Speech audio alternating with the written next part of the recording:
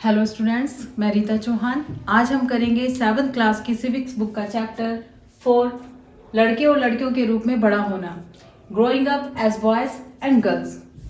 तो इस चैप्टर में हमारा जो मेन टॉपिक है कि लड़के और लड़कियों के रूप में बड़ा होना, कि कैसे हम ये पता चलाएंगे, क्या पता करेंगे कि लड़के को किस तरह से बड़ा होना है, यानी कि ग्रो करना है, और कैसे लड़कियों को। तो ये चीज़ें क्या है कि हमारी जो पर्सनली हमारी चॉइस नहीं होती है, ये डिसाइड करता है हमारी सोसाइटी।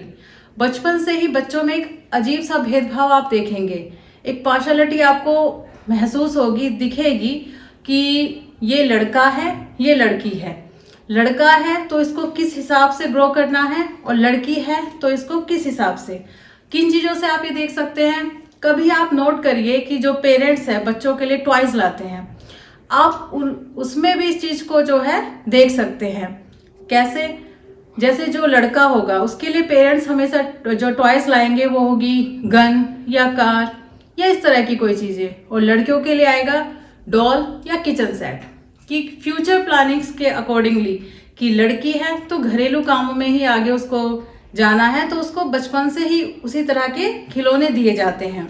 और लड़के को क्या है कि उसके ऊपर परिवार की जिम्मेदारी होगी, इन फ्यूचर उसी को तो घर संभालना है, तो उसके लिए उसी तरह के टॉयज होंगे जो उसके काम को दिखाते हैं। तो ये जो पक्षपात कहिए या हमारी सोसाइटी के कुछ रूल्स हैं जो हमेशा ये महसूस कराते हैं बच्चों को भी और बड़ों को भी कि तुम ये हो, लड़के हो, और तुम लड़कियां हो।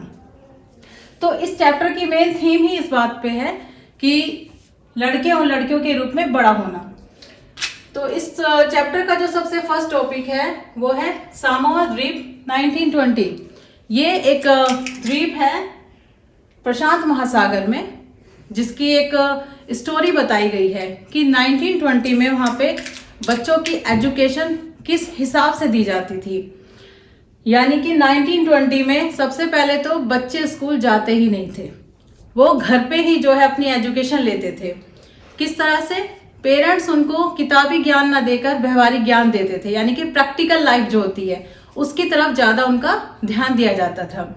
जैसे कि समोआ द्वीप के जो बच्चे थे, जब वो 5 इयर्स कंप्लीट कर लेते थे, 5 साल के हो जाते थे, तो उनको जो है अपने छोटे भाई बहन जो होते थे उनकी केयर का काम दे दिया जाता था कि अब तुम इनको संभालो, इनकी देख रेख करो। उसके बाद जब वो 9 इयर्स कंप्लीट कर जाते थे तो उनको लड़कों के ग्रुप में, ऐसे ग्रुप में जो कि काम करने जाते हैं, उनका मेनली काम क्या था, समोआ द्वीप के लोगों का काम था मछली पालन का, तो उन लड़कों को भी उसी काम की तरफ लगाया जाता था कि मछली पकड़ना, टोकरे बनाना, इस तरह के काम। लेकिन इस द्वीप के लोगों की एक सोच बहुत अच्छी थी कि लड़के और लड़कियों में किसी तरह का कोई भेदभाव नहीं किया जाता था।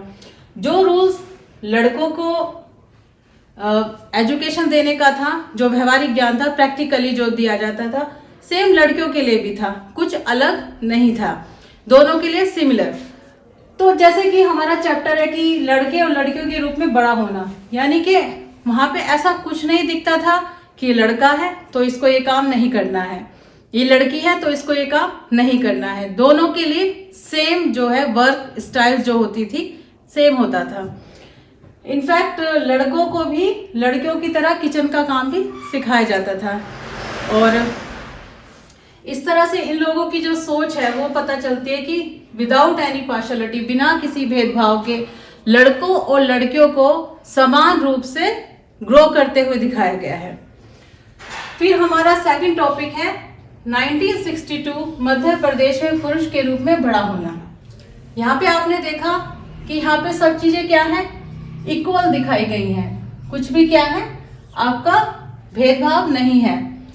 अब बात करेंगे कि मध्य प्रदेश में यहाँ से बिल्कुल उल्टा सिस्टम रहा है।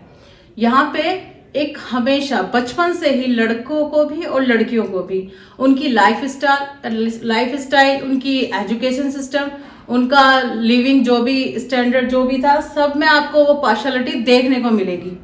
फॉर एग्जाम्पल अगर हम स्कूल की बात करें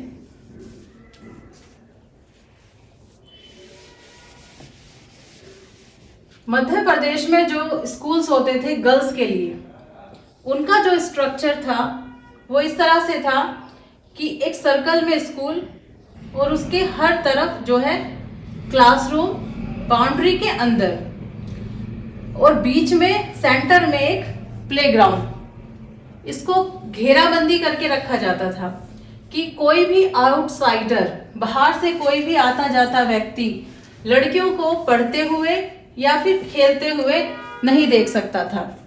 तो ये एक सोच बताता है, एक समाज की सोच, कि लड़कियों को कैसे लोगों से दूर रहना है, उनको ये अधिकार नहीं है कि सबके साथ खेले या सबके सामने आए। इसके विपरीत, इसके अपोजिट अगर हम देखें तो बॉयज के लिए ऐसा कोई सिस्टम नहीं था। उनको खुले मैदान दिए जाते थे खेलने के लिए, उनको क्लासरूम्स भी ओपन होती थी, उनके लिए कोई बैरियर्स, बाउंड्रीज कुछ भी नहीं थी। उसके बाद सड़क की बात करें हम, कि सड़क का क्या मीनिंग है लड़कियों के लिए। एक रोड जिसपे लोग आते हैं, जाते हैं, बच्चे खेलते हैं, साइकिल चलाते हैं, सब काम करते हैं। लेकिन लड़कियों के लिए इस रोड का मतलब था सिर्फ स्कूल से घर आना और घर से स्कूल, इसके अलावा और इसका कोई यूज नहीं था। वहीं लड़के इस रोड पे सारा दिन घूमते थे, आते जाते, और साइकिल चलाते थे, खेलते थे, पूरी मौज मस्ती से वो पूरा दिन निकालते थे। तो इससे भी पता चलता है कि किस लेवल पे जो है पार्शलिटी थी दोनों के ग्रो अप स्टैंडर्ड में। इसके बाद हमारा टॉपिक है घरेलू काम का मूल्य। आप सभी जानते हैं, सब घरों में जो लेडीज काम करती है, तो एक समाज की सोच है कि वो काम है ही नहीं, क्योंकि वो तो घर में किया जाता है, घर के काम है, उनका कोई वैल्यू है ही नहीं।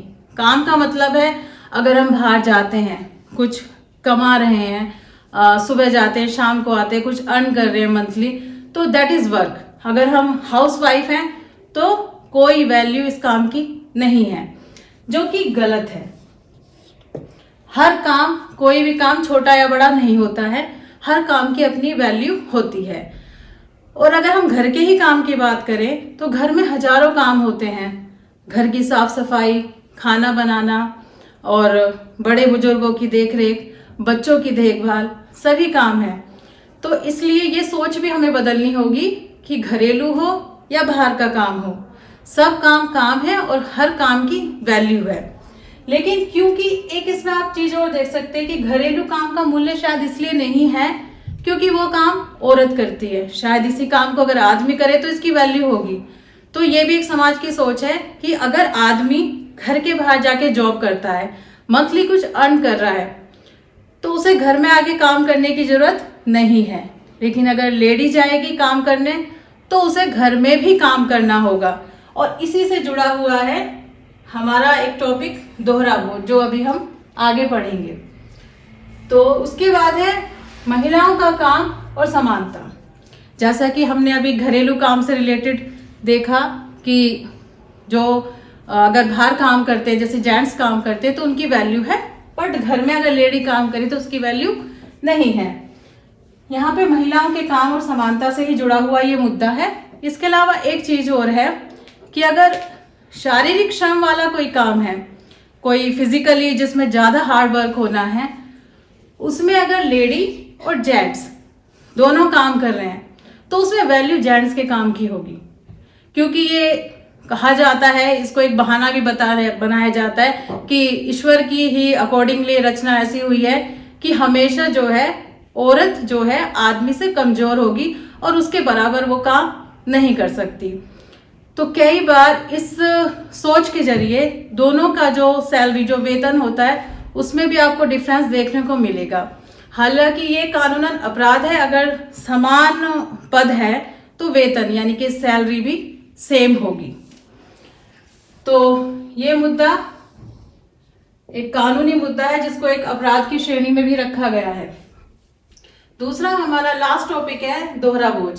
जैसा कि हमने बात कही कि घर का काम, अगर हम बाहर का काम भी कर रहे हैं और घर का काम भी कर रहे हैं तो ये लेडी के लिए, ना कि जेंट्स के लिए, ठीक है। तो इससे क्या होगा कि दोहरा बोझ किसके ऊपर आएगा? औरत के ही ऊपर आएगा, क्योंकि घर का भी काम पूरा काफी बड़े लेवल पे होता है, घर के बहुत काम होते हैं। और अगर वो बाहर जा रही है, बाहर भी कमा रही है, जा रही है, काम कर रही है, उसकी थकान प्लस घर के काम की थकान, तो ये दोनों थकान जब एक ही बंदा, एक ही पर्सन लेगा तो उससे क्या होगा? उसके ऊपर दोहरा बोझ होगा, डबल बर्डन। तो ये सोच भी हमें बदलनी होगी कि घर के काम हमेशा औरत ही करे, आदमी को भी जो है उसमें हाथ बटाना चाहिए, और इस तरह से एक ही पर्सन पे जो है सारे बर्डन नहीं आने चाहिए। तो ये जो भी हैं कुरीतियां कहिए इनको या बुराइयां कहिए, ये सब हमारे समाज की ही देन है, उन्होंने ही इन नियमों को बनाया है।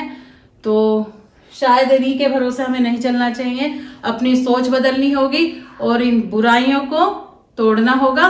तभी हम एक इक्वलिटी का जो राइट हम कहते हैं, इक्वल है, लड़का लड़की सभी बराबर है, ये सिर्फ कहने में नहीं होना चाहिए, ये हमारे व्यवहार में भी होना चाहिए, हमारी लाइफ में हर जो फील्ड में ये चीज फॉलो करनी चाहिए कि हर इंसान को इक्वलिटी का राइट है। तो इसी के साथ ये चैप्टर हमारा कंप्लीट होता है, लड़के और लड़कियों के रूप में बड़ा होना। आई होप कि सारे आपके जो भी कॉन्सेप्ट और डाउट थे क्लियर हो गए होंगे, और मिलते हैं फिर नेक्स्ट वीडियो में। तब तक के लिए बाय बाय।